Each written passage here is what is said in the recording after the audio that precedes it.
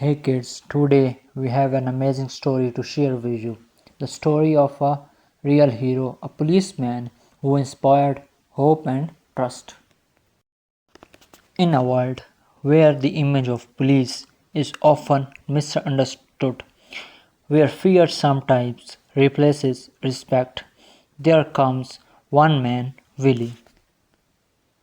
Not just a police officer, but a symbol of honesty, hard work, and kindness.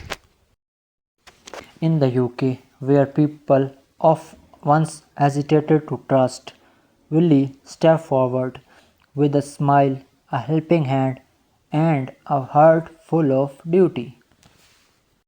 We hope kids you are enjoying this beautiful story. Please subscribe us and share our video. He listens, he supports, he protects not just with power but with empathy. People love him, from the elders who feel safe walking the streets to shopkeepers who know he's just a call away. Every children, yes, even little kids. They wave when they see him.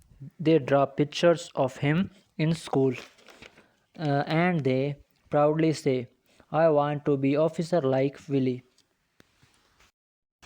Because of him, the image of police is changing from fear to friendship, from doubt to trust, from authority to inspiration.